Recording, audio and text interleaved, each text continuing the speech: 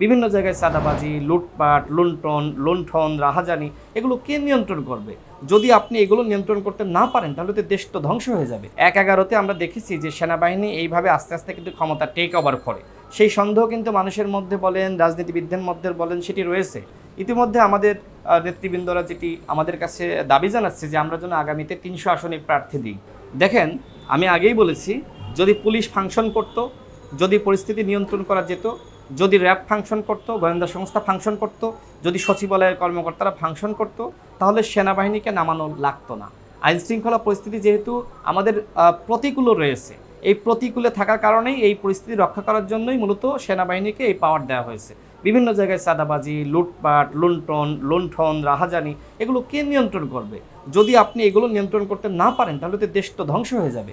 সেই জায়গা থেকেই দেশের স্বাধীনতা সার্বভৌমত্ব রক্ষা করার জন্য, দেশের জনগণকে রক্ষা করার জন্য, বাঁচানোর জন্যই মূলত সেনাবাহিনীকে এই পাওয়ার দেওয়া হয়েছে। সুতরাং এটিকে আমরা পজিটিভভাবে দেখছি এবং একই সাথে সমালোচনা কিন্তু আছে। কারণ ১/১১-তে আমরা দেখেছি যে সেনাবাহিনী এইভাবে আস্তে আস্তে কিন্তু ক্ষমতা টেক ওভার করে। সেই সন্দেহ কিন্তু মানুষের মধ্যে বলেন, রাজনীতিবিদদের মধ্যে বলেন, সেটি রয়েছে।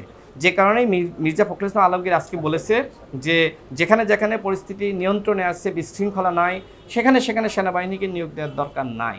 সেনাবাহিনী ক্ষমতা টেক ওভার করতে পারে সেই সন্দেহ কিন্তু অনেকে বলছে না, কিন্তু এই সন্দেহ কিন্তু অনেক রাজনীতিবিদদের মধ্যে রয়েছে।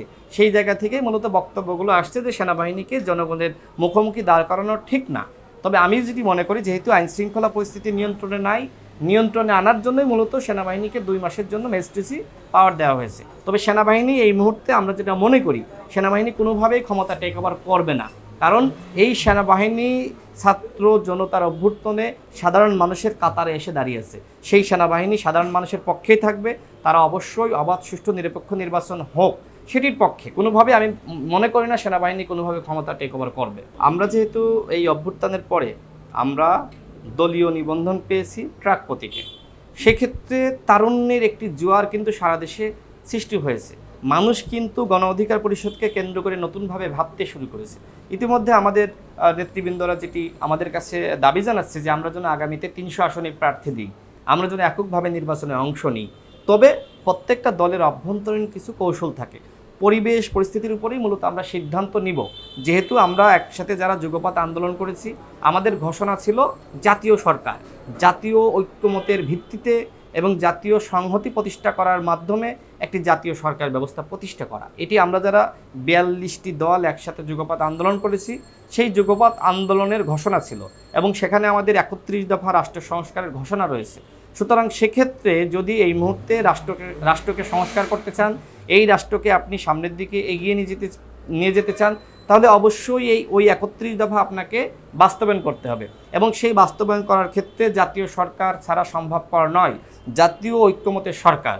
এবং যেহেতু ইতিমধ্যে বিএনপির ভারপ্রাপ্ত চেয়ারম্যান তারেক রহমান নিজেও কিন্তু এই গণ অভ্যুত্থানের পরে নিজেও বলেছে যে হ্যাঁ, আগামীতে জাতীয় সরকার হবে এবং এটি তো আমাদের ওয়াদা ছিল জনগণের কাছে।